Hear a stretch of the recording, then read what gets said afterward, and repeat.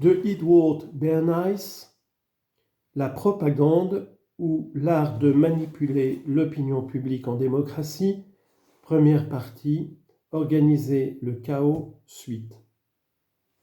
Cette structure invisible qui lie inextricablement groupes et associations est le mécanisme qu'a trouvé la démocratie pour organiser son esprit de groupe et simplifier sa pensée collective.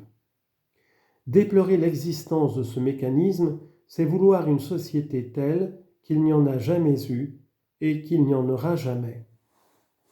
Admettre qu'il existe, mais souhaiter qu'il reste inutilisé, est tout aussi déraisonnable.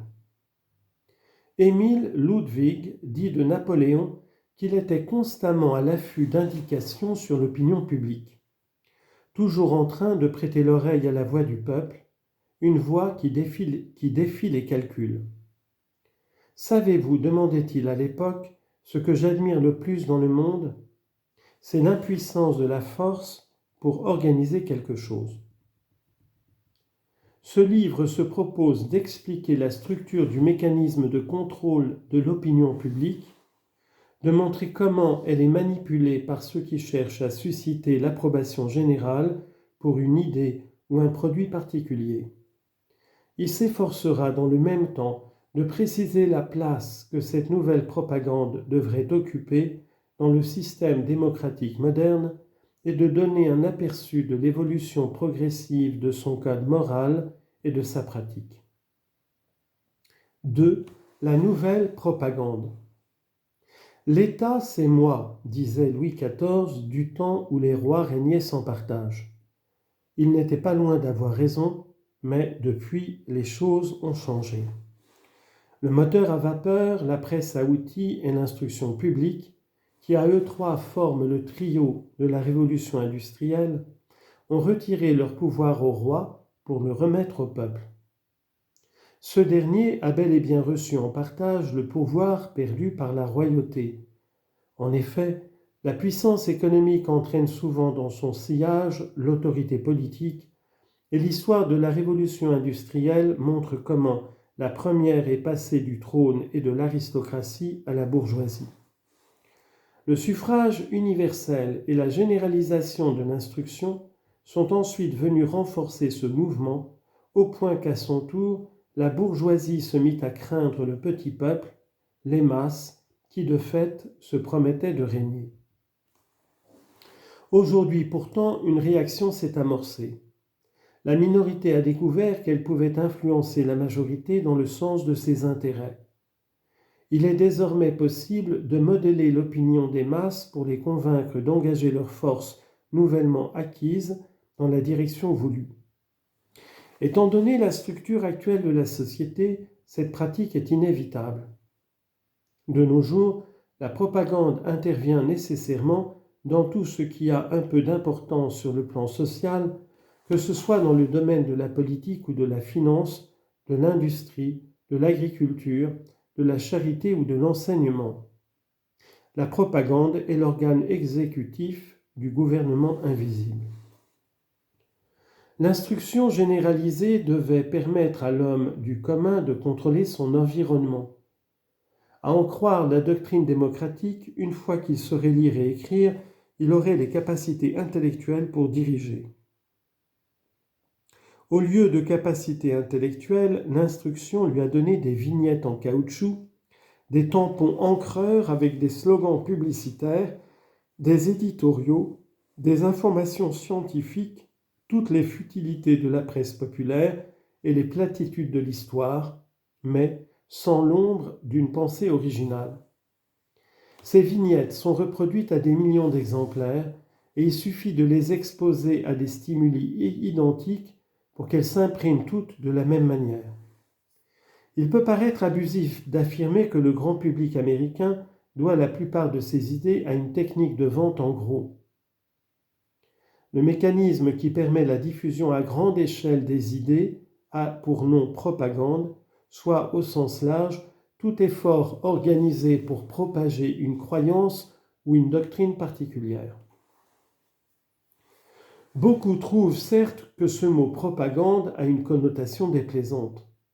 il n'en est pas moins vrai que dans tous les cas, pour déterminer si la propagande est un bien ou un mal, il faut d'abord se prononcer et sur le mérite de la cause qu'elle sert et sur la justesse de l'information publiée.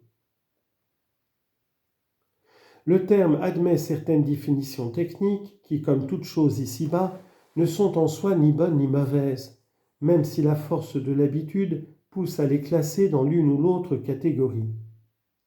Le dictionnaire Funk and Wagnall donne ces 4 définitions de la propagande. Premièrement, assemblée de cardinaux qui surveillaient les missions étrangères, congrégation de la propagande créée à Rome par le pape Urbain VIII pour l'instruction des missionnaires catholiques. En latin, Congregatio de Propaganda Fidei, congrégation pour la doctrine de la foi. 2. Par extension, institution ou procédé destiné à la propagation d'une doctrine ou d'un système. 3.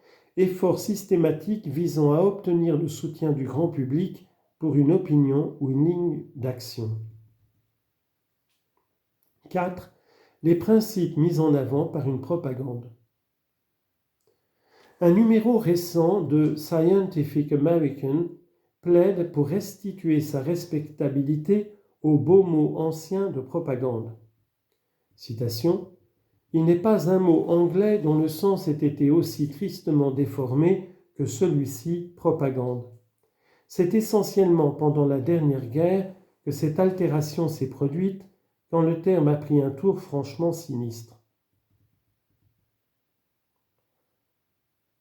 Citation toujours.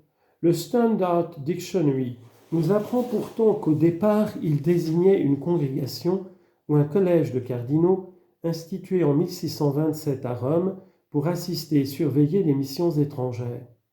Il fut repris pour nommer la congrégation de la propagande fondée auprès du Vatican par le pape Urbain VIII afin d'éduquer les missionnaires catholiques. Par la suite, le mot en vint à désigner toute institution ou tout procédé destiné à propager une doctrine ou un système.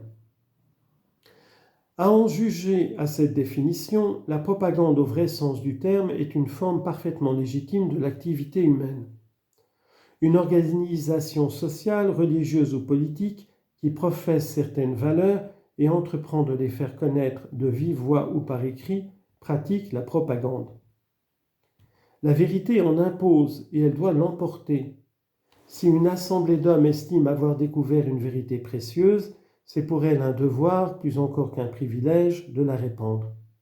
Et quand ces hommes réalisent, ce qui ne saurait tarder, qu'ils doivent s'organiser pour diffuser très largement et efficacement la vérité, ils n'hésitent pas à utiliser la presse et la tribune pour lui assurer la plus grande circulation possible.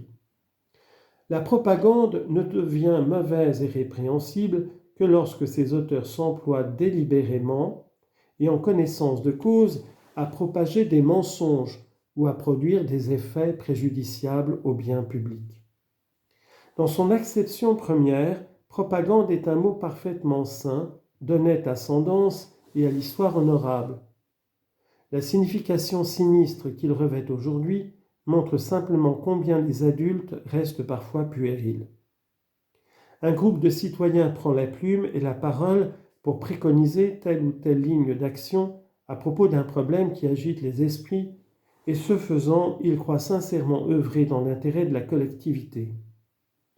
Est-ce de la propagande ? Pas le moins du monde.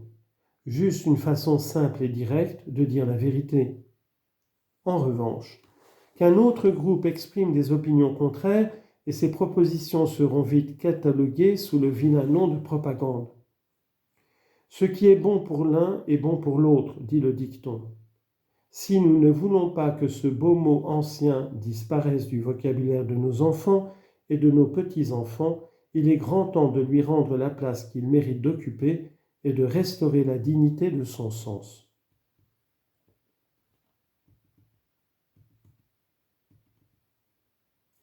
L'influence de la propagande sur la marche de nos affaires a de quoi étonner les gens les mieux informés. Il suffit pourtant de lire entre les lignes des journaux pour avoir une petite idée de son ascendant sur l'opinion publique. Aujourd'hui, à l'heure où j'écris, cette page la une du New York Times, contient 8 informations importantes. 4 d'entre elles, soit la moitié, sont de la propagande. Le lecteur naïf pensera sans doute qu'elles portent sur des faits d'actualité, et pourtant, voici les titres qui les annoncent. 12 États préviennent la Chine que leur aide est suspendue à sa volonté de réforme. Le sionisme n'a pas d'avenir, déclare M. Pritchett. Les marchands de biens demandent une enquête sur les visas de transit. Notre niveau de vie n'a jamais été aussi élevé, selon le rapport Hoover. Examinons-les dans l'ordre. L'article sur la Chine résume la teneur du document co-signé par la Commission sur l'extraterritorialité en Chine et il présente la position des grandes puissances à propos de l'imbroglio chinois. Son importance ne doit pas grand-chose à son contenu. Le ministère des Affaires étrangères l'a rendu public aujourd'hui, afin d'exposer son point de vue au grand public américain. Le texte tire donc son autorité de sa source, dans la mesure où les lecteurs américains sont dans l'ensemble prêts à se ranger à l'avis de leur ministre des Affaires étrangères.